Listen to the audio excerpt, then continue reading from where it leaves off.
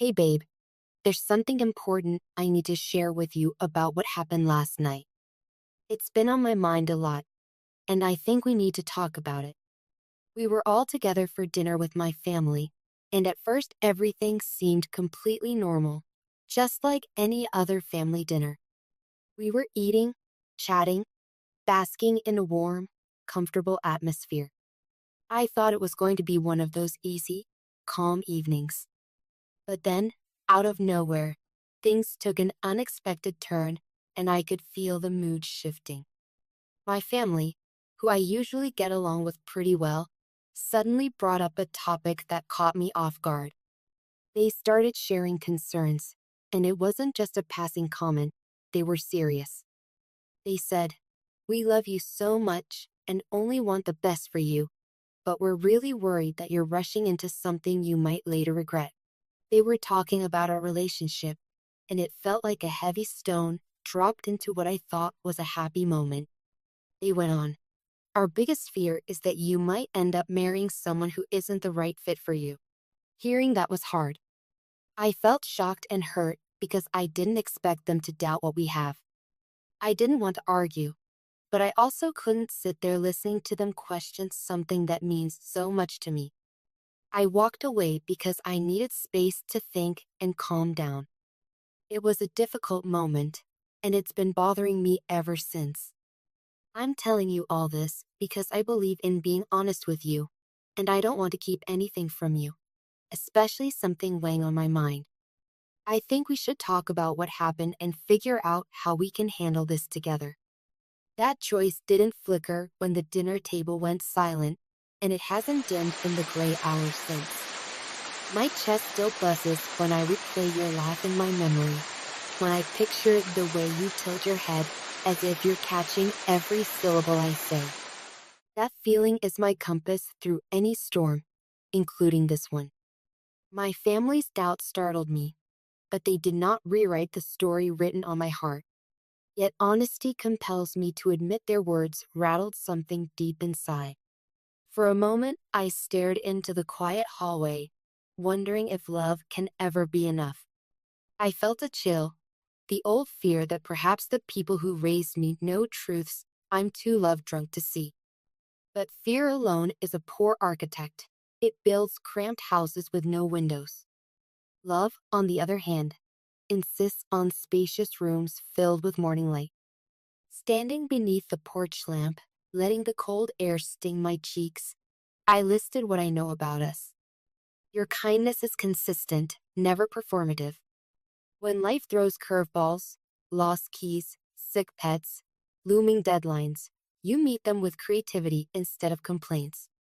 You listen first, speak second, and hug like you mean it. These aren't surface impressions, but data gathered across ordinary Tuesdays and exhausted Fridays.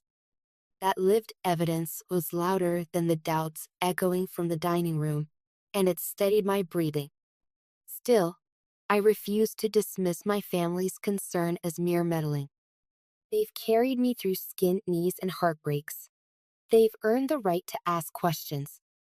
The tension lies in balancing respect for their protective love with loyalty to the partnership we're forging. I envision a conversation where they see not just the outline of you, but the vibrant colors, the kindness, irreverent humor, and unstoppable drive that make you who you are. They deserve that fuller picture, and you deserve the chance to share it in your own voice. To prepare, I suggest we craft a short letter, something heartfelt yet grounded, that sketches our history and hopes. We'll recount the first awkward coffee where laughter spilled over like foam, the road trips that turned playlists into memories, and the quiet evenings when simply breathing beside each other felt profound. Then we name the values that steer us: honesty, curiosity, grit, forgiveness. We'll invite their questions, signaling we're stepping into the light of transparency. A gentle prelude like that can soften the room before we sit face to face.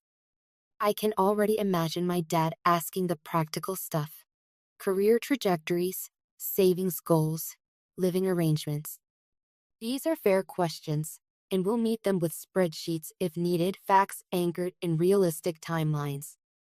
My mom will tune her intuition to emotional safety. She'll ask how we navigate disagreement. We can share the night we clashed over scheduling, pause the discussion, then returned with apologies and a compromise that left us both feeling respected. Concrete stories transform vague fears into manageable possibilities. I also want to make space for your feelings throughout this process. If a formal sit-down feels overwhelming, we can propose a casual picnic or Sunday brunch where conversation flows gently. Or we can break it into smaller meetups, coffee with my sister first, a walk with my mom later, so no one feels ambushed. Your comfort matters as much as their peace of mind, and I refuse to treat you like a prop in my family's unfolding drama. Last night, after everyone left, I journaled until my hand cramped. I drew 2 columns, questions and answers, and scrawled a vow at the top: love without secrecy. That means sharing every uncomfortable detail, even the ones that bruise my ego. It also means revealing to my family the person I become beside you. More patient, more daring, more alive. If they witness that transformation, perhaps their fear can evolve first into curiosity and, with time, into wholehearted support. There's a technique my therapist friend calls the circle of safety. Everyone agrees that within the circle, feelings are voiced respectfully, no interruptions, no blame, just listening and reflecting back what was heard. I'd like to propose that ground rule when we meet. If emotions spike, we pause for 3 deep breaths, then resume. It isn't about policing speech. It's about protecting the fragile seedlings of new understanding, giving them the calm soil they need to root and flourish.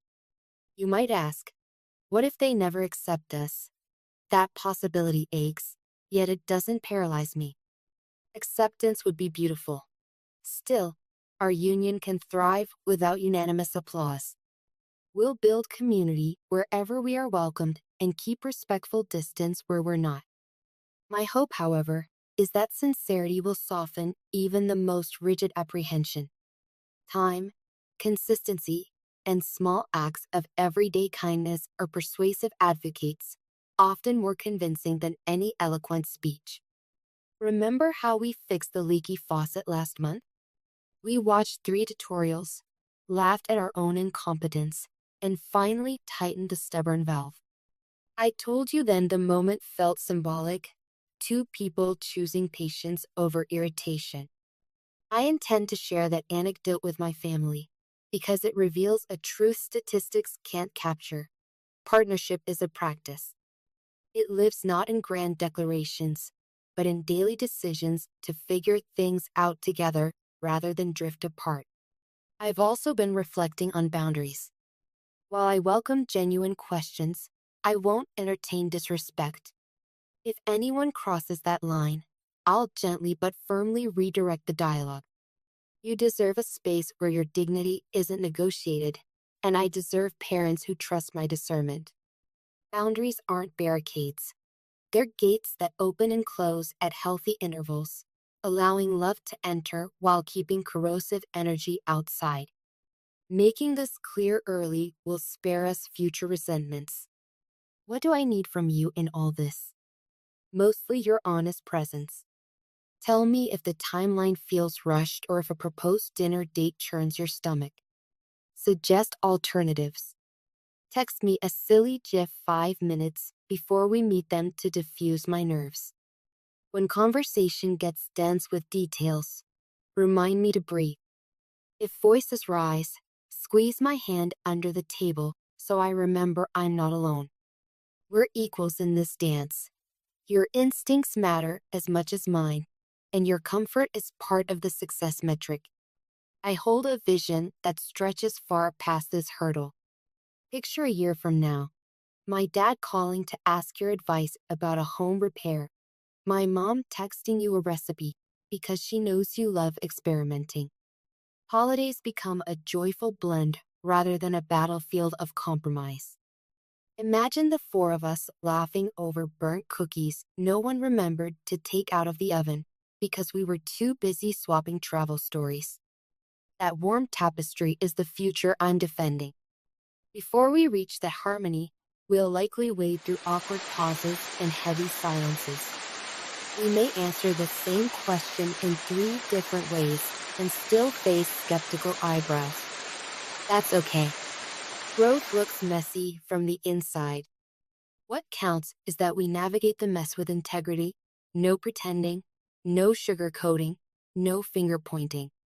Just two ordinary humans, deeply in love, inviting others to witness the earnest work we're willing to do to protect that love and let it flourish. This quiet pre-dawn hour also reminds me how conflict can be a relentless teacher. It is schooling me in courage, the courage to advocate for us while staying open to dialogue. It drills patience into my restless heart. Trust grows like a slow cedar. No amount of tugging will hasten fruit. Most of all, it's revealing that our relationship isn't an island, but a bridge spanning histories, cultures, generations. Building a bridge is loud, laborious work, but the view once it's complete is breathtaking. So here's my invitation, love. When the sun rises and you read this, meet me at the corner cafe where the barista knows our names. We'll draft the letter together, swap pens to proof for clarity and kindness, and press send.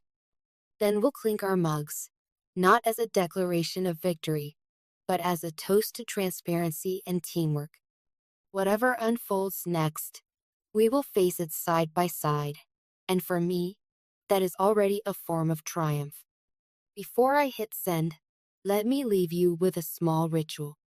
Close your eyes, inhale for 4 counts, exhale for 6, and picture a glowing number 115 floating above us, a symbol of restoration and forward motion.